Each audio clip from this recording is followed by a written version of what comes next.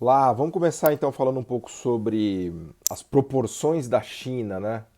Um caso incrível, né? Quando a gente olha os números de China, a gente não tem como não ficar chocado, né? Tem números assim que para mim são números fantásticos, né? Eu gosto muito de usar uma comparação, inclusive da ótica do Brasil, né? Quando a gente compara o Brasil com a China, né? Tem um ano muito legal que é o ano de 1980, que dá para fazer uma comparação interessante. Em 1980, as exportações brasileiras totais eram de mais ou menos 20 bilhões de dólares. Nesse mesmo ano, a China exportava um pouco menos, ali 18, 17, 18 bilhões de dólares, e a Coreia do Sul também 18, 19 bilhões de dólares. É um ano até meio cabalístico, assim, né, em que esses países exportaram praticamente a mesma coisa, né? Hoje a China exporta mais do que 2 trilhões de dólares, é o maior exportador do mundo, disparado à frente do Brasil. O Brasil exporta qualquer coisa como 220, 230 bi de dólares. Vou deixar os dados aqui embaixo, detalhados, né? Inclusive indicando o que cada um desses países exporta, né? Na China houve uma sofisticação produtiva e tecnológica gigantesca. A gente vai ver isso com muita calma ao longo do curso, né? Mas só para introduzir aqui o tema, houve essa explosão, né, de produtividade e de aumento de exportações na China, indo para mais de 2 trilhões de dólares, multiplicando por 100 vezes, né? O Brasil multiplicou por 10 vezes as exportações em 40 anos. E a Coreia do Sul hoje deve estar exportando algo como 600 bi, 700 bi, multiplicando aí por umas 30 vezes, né? A China já é a maior exportadora do mundo, já superou os Estados Unidos, já superou a Alemanha, já superou o Japão. Se a gente mede o PIB em termos de PPP, que é o que os economistas usam para fazer comparações reais, né, e não a preços de mercado, né, porque a gente vai ver que a China tem um câmbio muito desvalorizado, né? Então, a preços de mercado, parece que o PIB da China é bem menor do que é de verdade. A PPP, que seria uma taxa de câmbio mais equilibrada, né, e calculada para tirar esses efeitos do valor da moeda, a China já é a maior economia do mundo. Se não for a maior, está ali pau a pau com os Estados Unidos, com um PIB de mais ou menos 20 trilhões de dólares, tá? Vou deixar os dados aqui também da composição do PIB global, né? Vocês vão ver que a terceira economia, que é o Japão e depois a Alemanha, estão bem atrás desses dois países, né? E a China, obviamente, que é uma economia monumental hoje em dia, né, em termos de transporte de passageiros, de produção. A produção industrial chinesa, a dólares correntes, está em 4 trilhões de dólares, é o dobro, praticamente o dobro da produção industrial americana, vejam vocês, né? Por isso que se diz que a China é a fábrica do mundo, né? Ela produz 4 trilhões de dólares, essa é a produção industrial chinesa ano. Produção industrial americana, qualquer coisa como 2 trilhões. Brasil, 160 bi de dólares, 170 bi. Brasil que já teve mais de 200 bilhões de dólares de produção industrial. Tem uma aula que a gente vai discutir em detalhe essa perda de espaço da indústria brasileira, inclusive graças à China, né? Que eu faço uma brincadeira de que a China matou o Brasil com dois golpes fatais, né?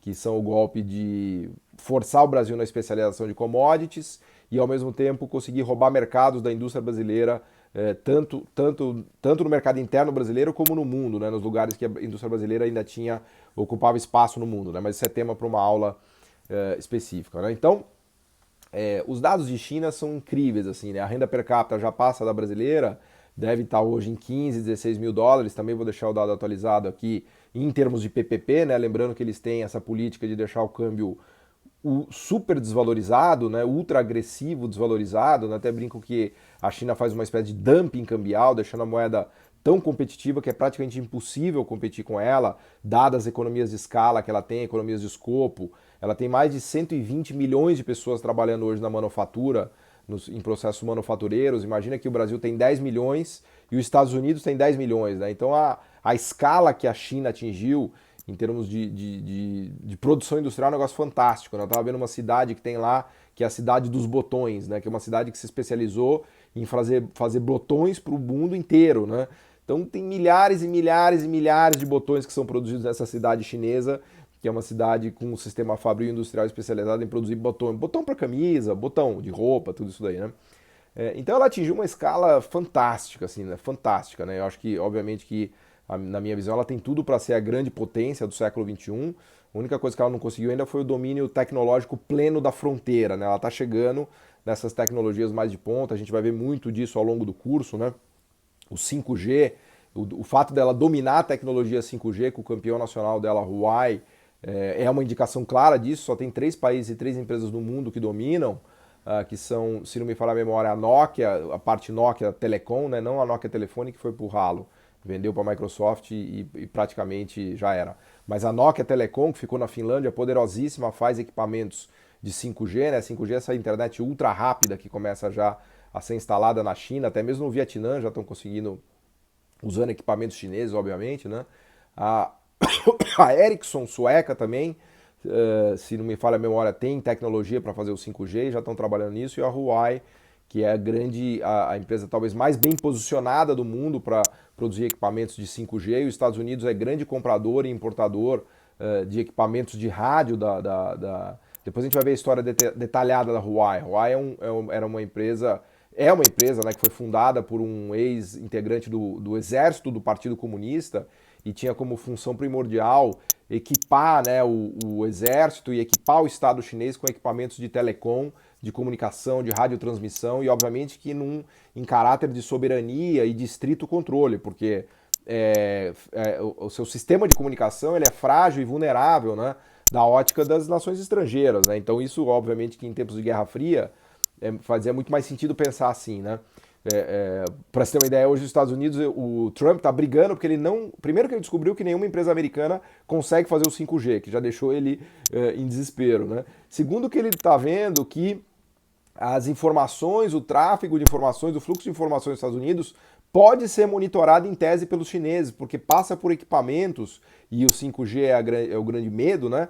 Por equipamentos chineses, de controle, né, de chineses que foram feitos em fábricas chinesas, né? Então, essa é uma evidência de que a China, como eu disse, ela ainda não é a potência plena, porque ela está chegando na fronteira mundial tecnológica, ela ainda não chegou, né? Mas ela está bem próxima e o 5G é um belo exemplo disso, né? O 5G mostra que ela está conseguindo chegar lá, fazendo submarinos de propulsão nuclear também, parece que já está conseguindo fazer. Os porta-aviões ainda tem aquela rampa de lançamento, que é a tecnologia antiga, mas eles já estão chegando naquela catapulta que não me lembro o nome técnico, né? O pessoal da Marinha estava me explicando isso. Enfim, ela avança a passos largos, né, para domínio tecnológico da fronteira, quando finalmente ela deve se coroar como, talvez, se não for a grande potência do século XXI, entre as top 3, com certeza, né?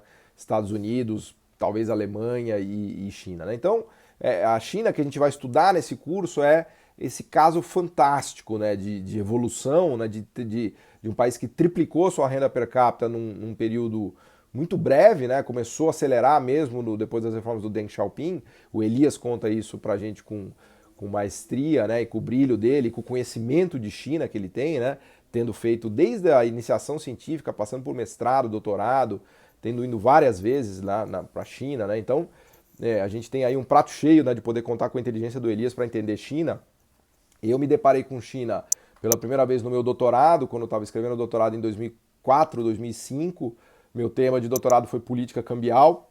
E obviamente, que eu cheguei na política cambial chinesa como alavanca para o desenvolvimento econômico da China, né? Teve um pilar, né? Um dos pilares do desenvolvimento econômico chinês certamente foi a política de câmbio super desvalorizado, agressivamente desvalorizado.